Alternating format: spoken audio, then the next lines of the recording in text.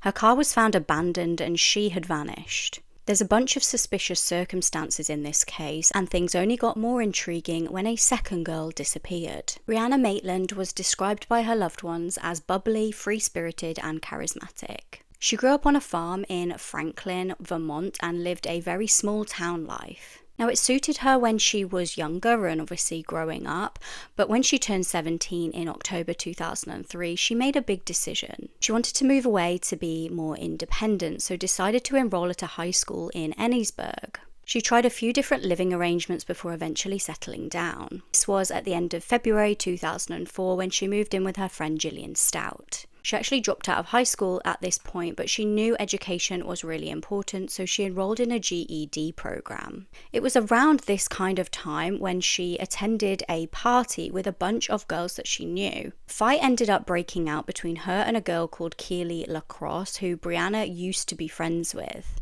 It's thought that this fight was over a guy, and this Keely had thought that Brianna had stolen her boyfriend. It was such a brutal physical fight, and Keely had punched Brianna several times in the face, even breaking her nose. Brianna would actually file charges against Keely for the vicious attack. However, before there was any kind of resolution to this, Brianna would vanish. It was the morning of the 19th of March, and Brianna finished taking an exam, and her and her mum decided to go out to celebrate. We went out for some lunch and then did a bit of shopping, and Brianna actually had a part-time job to go to that evening.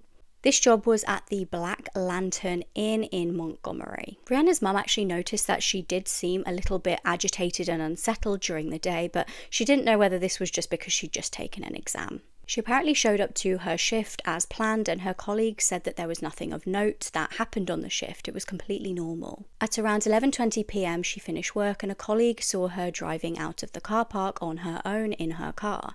She's never been seen to this day. Brianna was actually due to head back home to where she lived with Jillian, but she didn't return. Between 11:30 and 12:30 that night, a witness spotted Brianna's car backed into an abandoned farmhouse at an odd angle.